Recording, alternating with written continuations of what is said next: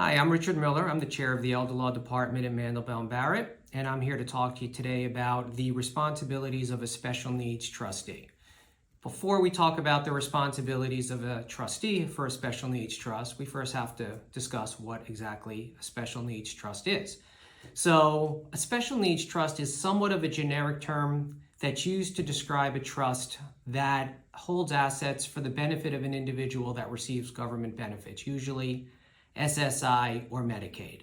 And the purpose of the trust is so that the assets are available for the beneficiary of the trust, who's usually disabled, and allows that person to continue to qualify for the government benefits.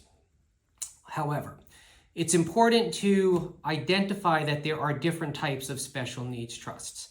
And this is something that people often get confused about because the term special needs trust is used somewhat generically. So there are two types of special needs trusts, and I like to distinguish them as follows. One, there is a first party trust, or some people call it a self-settled trust, and that is a trust funded with the assets of the beneficiary. So if a beneficiary had assets, becomes disabled, was on government benefits or needs to qualify for government benefits, they take their assets, they put them into a self-settled or first party trust, and that allows them to qualify for benefits.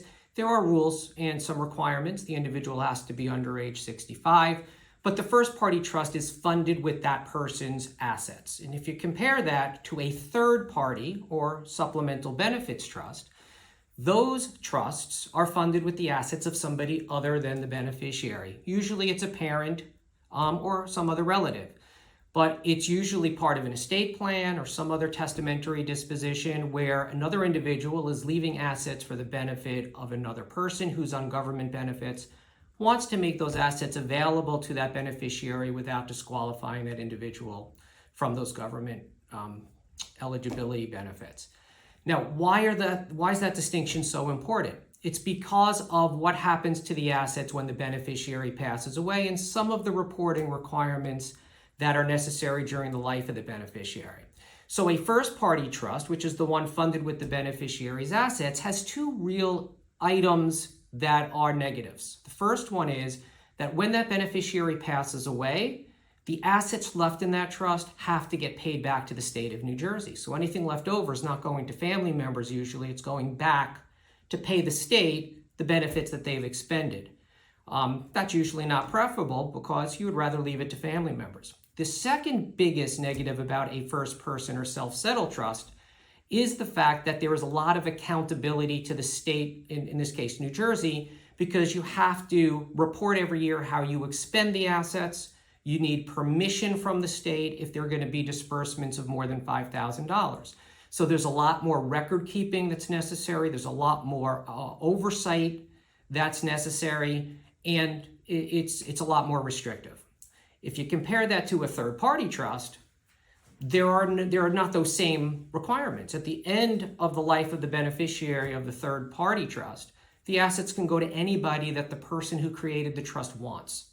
So at the death of the beneficiary, it could go to other family members. It's not required that the assets have to go back to the state. And equally important, you don't have those same accountability requirements where you have to ask permission for larger distributions. There's a lot more flexibility in those types of trusts.